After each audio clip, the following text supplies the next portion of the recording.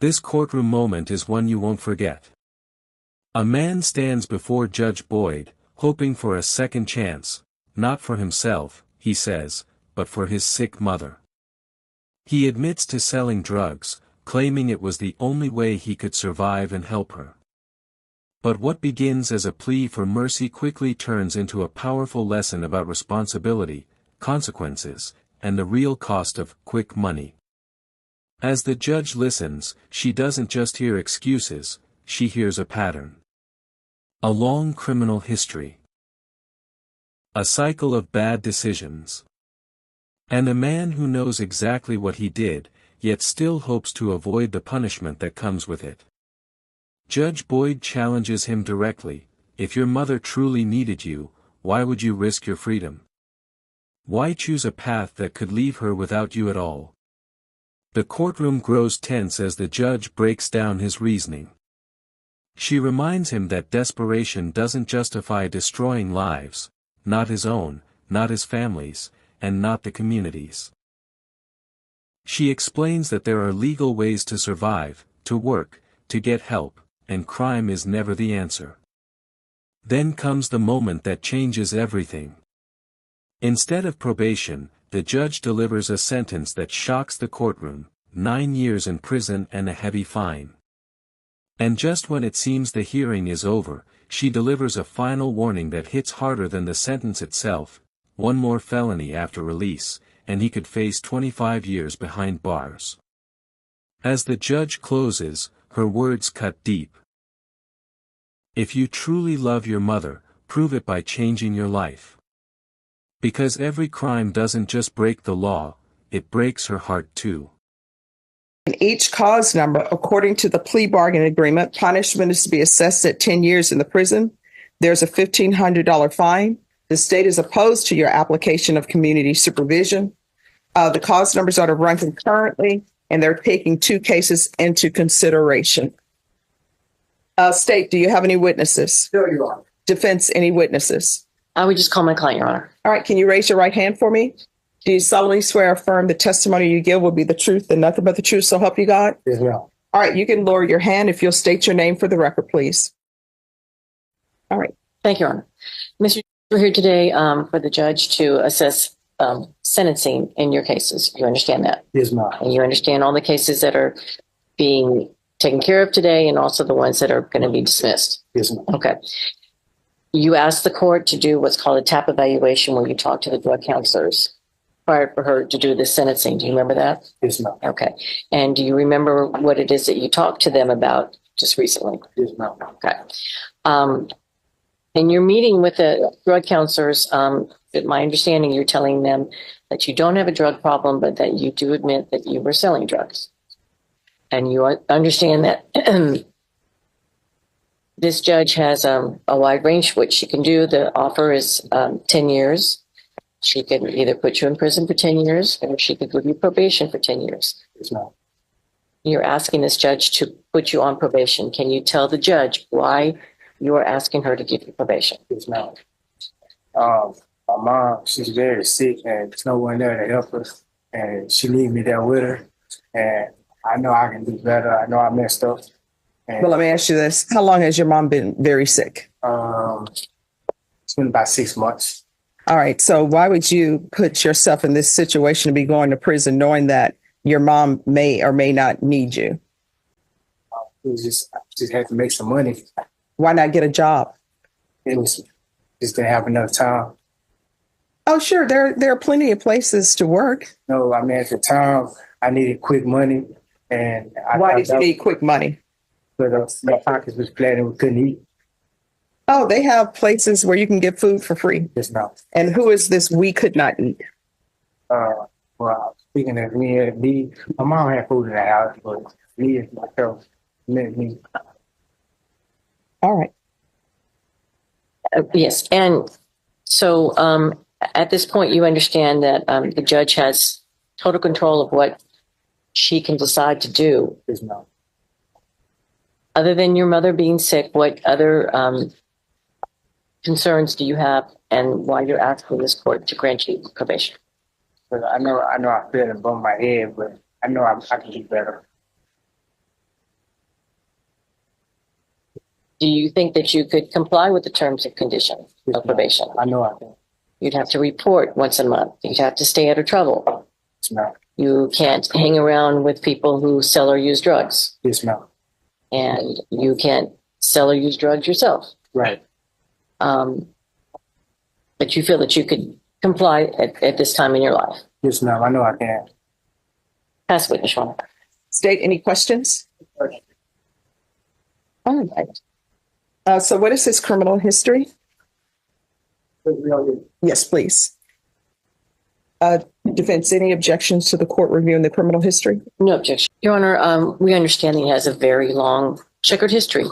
We are asking you to think outside the box. He is asking for probation. He does have family he needs to take care of. And we are just asking to show some mercy and to grant him probation. All right, Mr. I will tell you, it is very rare for the court to see people admit to selling drugs and saying, no, I don't have a drug problem. I just sell drugs. At the same token, people will come before me, and you've come before me, and you said there are other people that you need to take care of.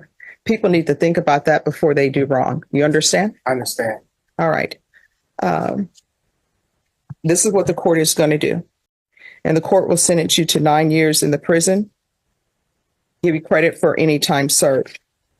And the cause number ending in 303. Court will find you guilty. The court will sentence you to a $1,500 fine. Time and money will run concurrent. Sentence you to 9 years in the prison. Give you credit for any time served. This will run concurrent with 2024. Did you review the document entitled Trial Court Certification of Defendant's Rights to Appeal with your attorneys? Did you understand it and sign it? Yes. All right, because these are plea bargain agreements, because I followed your plea bargain agreement, I've actually given you something less than you bargained for. And because you waived your right to appeal, you do not have the court's permission to appeal. Because these are felony convictions, you're not allowed to own or possess any weapons or ammunition. If you have a question over what a weapon or ammunition is, you'll need to speak to an attorney. Do you understand? Yes, ma'am. All right, we can go off the record. Here's the thing. You are at a point now that if you pick up any new felony charges, depending on what type of felony it is, you're looking at a minimum of 25 years. And I will tell you, people say, oh, the jail is overcrowded. Oh, the prison is overcrowded. Guess what? People will always build new prison. They'll always find space for you. And if a cell is only supposed to have 10 people in it, if they need to put 20 people in that cell, they're going to put 20 people in that cell, whether it's a violation of federal law or not. You understand? Yes, ma'am. So if you love your mom, like you say you love your mom, then you need to stop doing this because you're breaking her heart. You understand? Yes. All right. Good luck to you. Okay. No, thank you. You're welcome. Thank you, Your Honor. Maybe please. He has some dismissal, so he'll have you. And thank you for always being respectful. This courtroom moment begins quietly, but the weight of what's about to happen fills the room. A man stands before Judge Boyd, knowing that today could change his life forever. He isn't here to argue his innocence. He isn't here to deny what he did. He admits it, openly, honestly, he sold drugs. And that admission alone sets the tone for everything that follows. From the very beginning, the judge makes it clear that this is not a routine case. There is a seriousness in her voice, not just because of the crime, but because of the choices behind it. The defendant tries to explain himself, not with anger, not with defiance, but with desperation. He says he did it because he needed money. He says his mother is sick. He says he felt trapped. And in his mind, this was the only way out. But the courtroom doesn't move on sympathy alone. Judge Boyd listens carefully, but she doesn't accept excuses. She asks the kind of questions that cut straight to the heart of the matter. If your mother truly needs you, she asks, then why would you risk going to prison? Why would you make a decision that could leave her without you for years? Why choose a path that puts both your freedom and your family's future in danger? The man doesn't have an easy answer. He repeats that he needed quick money. He says he had no other option. But the judge challenges that idea directly. She tells him that there are always legal options, work, assistance, community resources, and that crime is never the solution. Not when the cost is your freedom. Not when the cost is your family's stability. And not when the cost is your own future. As the hearing continues, more details come out. The judge reviews his criminal history, and it becomes clear that this isn't a one-time mistake. This isn't a single bad decision made under pressure. This is a pattern, a history of choices that led him here again. And while the man admits what he did, he also admits something else. He says he doesn't have a drug problem himself. He claims he wasn't using. He was selling. The judge pauses at that admission. She points out how rare it is for someone to be that honest in her courtroom. Most defendants deny, minimize, or shift blame. But he didn't. He owned it. And while that honesty is noted, it doesn't erase the damage caused by selling drugs. It doesn't undo the harm to the community. And it doesn't cancel out the law. The courtroom grows heavier as the reality of the situation sets in. The judge explains that drug dealing is not a victimless crime. It destroys families. It fuels addiction. It contributes to violence, instability, and suffering far beyond the person standing in front of her. And when someone chooses to profit from that, they are choosing to be part of that destruction. The defendant continues to plead for probation. He says he wants to take care of his mother. He says prison would make that impossible. He says he wants another chance. But the judge brings the conversation back to responsibility. She reminds him that real love isn't proven through excuses. It's proven through actions. Through choosing lawful work. Through staying out of trouble. Through being present, not behind bars. She tells him that if he truly loved his mother, he wouldn't put himself in a position where she might lose him for years. He wouldn't risk becoming someone she has to visit through glass. He wouldn't put her through the pain of knowing her son is incarcerated because of his own choices. The judge then addresses the idea of quick money. She makes it clear that nothing about this path is quick in the long run. The money might come fast, but the consequences last much longer. Arrest, court, sentencing, prison, a criminal record. A future filled with closed doors. She reminds him that every shortcut has a cost, and in this case, the cost is measured in years of freedom. As the hearing moves forward, the plea agreement is discussed. Originally, the number on the table was 10 years. 10 years of his life, locked away. 10 years away from his mother. 10 years removed from society.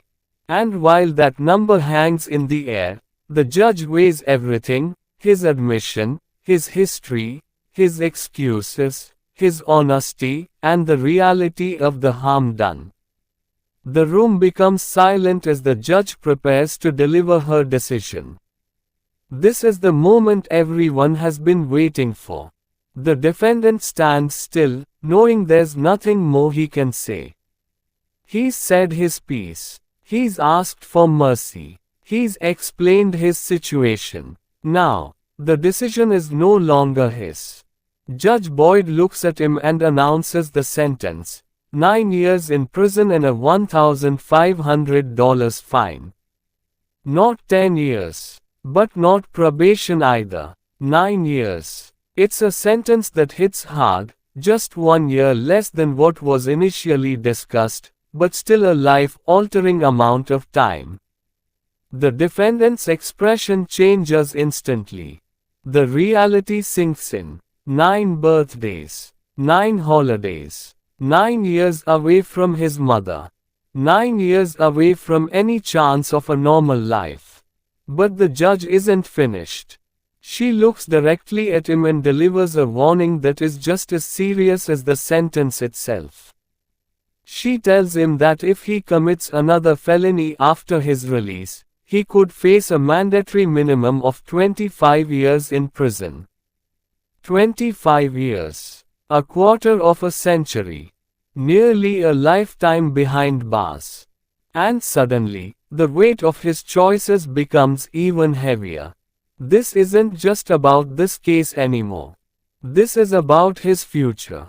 This is about whether he will walk out of prison and change, or walk back into the system for decades. The judge then shifts her tone slightly, not softer, but more personal. She speaks not just as a judge, but as someone who understands the emotional cost of crime on families. She tells him that every bad decision he makes doesn't just hurt him, it hurts his mother. It hurts the people who love him. It breaks their hearts to see him in trouble. To see him waste his potential. To see him choose a path that leads to destruction instead of growth. She tells him that if he truly loves his mother, he must stop breaking her heart. Not with words, not with promises, but with actions, with change, with discipline, with responsibility. The courtroom sits in silence as her words land. This is more than a sentencing hearing. This is a confrontation between excuses and accountability. Between sympathy and justice. Between what someone wants and what the law demands. The defendant isn't portrayed as a monster. He isn't screamed at. He isn't humiliated. But he is held accountable. And that's what makes this moment powerful. The judge acknowledges his honesty, but she refuses to let honesty replace responsibility. She recognizes his struggles, but she refuses to let struggles justify crime. This case becomes a reminder of something deeper, that choices matter. That desperation doesn't erase consequences. That love for family must be shown through lawful living, not illegal shortcuts. And that every decision carries a ripple effect, through families, communities, and lives. As the man is led away, the courtroom returns to silence. But the impact of what was said lingers. Because this wasn't just about one man. This was about a message. A message to anyone watching, anyone listening, anyone thinking about taking the same path. There is no shortcut that leads to success. There is no crime that leads to peace.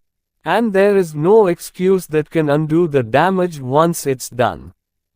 This hearing shows the difference between sympathy and accountability. It shows that honesty matters, but so do actions. It shows that family love must be proven through discipline, not desperation, and it shows that the courtroom is not just a place of punishment. It's a place of truth. Truth about choices. Truth about consequences. Truth about responsibility.